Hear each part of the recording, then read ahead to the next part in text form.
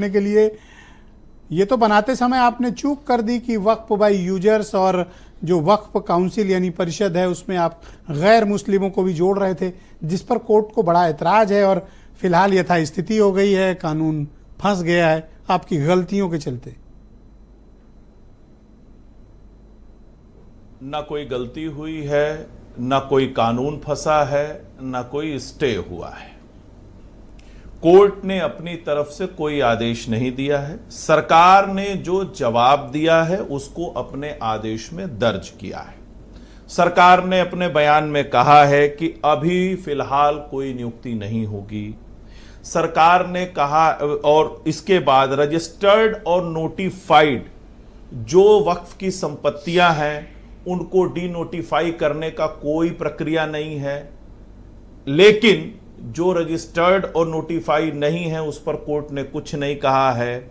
इसके अलावा कोर्ट ने यह भी माना है कि कलेक्टर जांच कर सकता है, लेकिन कलेक्टर का फैसला अंतिम फैसला नहीं होगा, कोर्ट का फैसला अंतिम फैसला होगा। तो अभी तक जो ये था कि जो ट्रिब्यूनल फैसला दे देगी वही मान लिया जाएगा। हम भी तो यही कह रहे थे कि कोर्ट जो फैसला करेगी आखिर ऐसी स्थिति का निर्माण सुन लीजिए ब्रिजेश जी, आपको एक सप्ताह का समय इसके अलावा से मांगना पड़ा। बिल्कुल, कोर्ट ने जो क्वेरी की है हम बाकायदा उसका हर एक पॉइंट पे जवाब देंगे। कोर्ट ने ना तो कोई स्टे लगाया है, यहां तक तो ये लोग मांग कर रहे थे कि पूरे कानून को ही रद्द कर दिया जाए, असंवैधानिक है। कोर्ट ने कहा बिल्कुल नहीं रद्द करेंगे, असंवैधानिक भी नहीं है। इन्होंने कहा कि आर्टिकल 26 का हवाला दिया, कोर्ट ने कहा आर्टिकल 26 तो धर्मनिरपेक्ष है।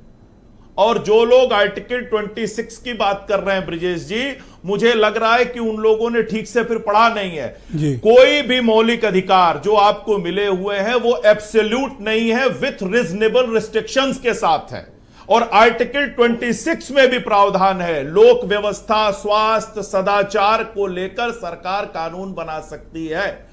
इसके पहले भी सुप्रीम कोर्ट में जो केसेस हुए हैं, सुप्रीम कोर्ट ने और हाई कोर्ट ने फिलहाल की स्थिति पर आप भी उस पे तर्क प्रस्तुत करें। बोर्ड जो है वो धार्मिक संस्था नहीं, फैक्ट ऑफ द डे है, वो ये कहता है कि ये कानून जुड़ा मामला फिलहाल के लिए फंस गया है, लटक गया है। और दो सबसे एग्जीक्यूटिव बड़े प्रोविजन जो आपने किए थे वो दोनों आपने खुद ही कोर्ट से कहा कि हमें साहब समय दे दो।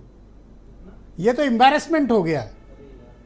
नहीं ब्रिजेश जी, हमने कोर्ट की जो क्वेरी है उस पर समय लिया है। और ब्रिजेश जब आप कानून बना जो लोग कह रहे हैं क्लैरिटी हो गई, एक तो ये धार्मिक संस्था नहीं है, सुन लीजिए, केवल एक और ये जमीन के प्रबंधन से जुड़ा मामला है। और डिबेट करते हैं, ब्रिजेश जी सुन लीजिए प्लीज, आप सुन लीजिए।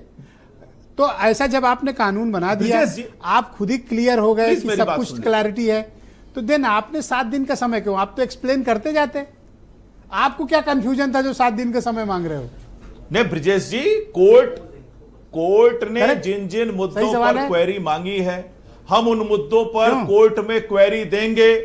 कोर्ट ने पूरी तरह से कहा है कि यह असंवैधानिक नहीं है, इसके प्रोविजंस को हम निरस्त नहीं करेंगे। तो जो लोग झूठा नैरेटिव फैला रहे हैं, और ब्रिजेश जी एक चीज और कह दूं कि ये वक्फ का जो मामला है सिर्फ मुसलमानों से जुड़ा मामला नहीं है। जो लोग ये कह रहे हैं वो गलत कह रहे हैं, क्योंकि जिनकी जमीनें छीनी गई हैं उनमें अन्य धर्म के लोग भी हैं। तो कैसे हम ऐसे छोड़ दें कि बोर्ड में केवल मुसलमान होंगे और उनकी दया पर हम बाकी धर्म के लोगों को छोड़ दें जिनकी जमीनें। यही वो इंटेंशन था जिसको कोर्ट कैसी बात कर रहे हैं ये लोग। और वक्फ बाय यूजर, और कहा कि कोई भी गैर हिंदू गैर मुस्लिम यूजर की बात हो रही है, ये कह रहे हैं हम कागज नहीं दिखाएंगे। तो फिर तो इस देश में बहुत से ऐसे धार्मिक स्थल हैं जो बहुत दिन से यूज हो रहे हैं, फिर उनकी भी बात होनी चाहिए। तो सर यही वहां तो आप कागज मांगने लगते हैं कि नहीं वहां के कागज दिखा दो, आप कागज नहीं दिखाएंगे, की कोई आवश्यकता नहीं है। आपको सर ये करना है, सुप्रीम कोर्ट में अपना पक्ष सही से रखना है। जो आज आपसे चूक हो गई, मैं समाजवादी पार्टी के प्रवक्ता अनूप चंडा जी को आमंत्रित करता हूं। बहुत बेहतरीन तरीके से कृपया सहयोग करें सर। धन्यवाद। जो लोग झूठ फैला रहे हैं, जो लोग गुमराह करना चाह रहे हैं, ये फैसला उनके लिए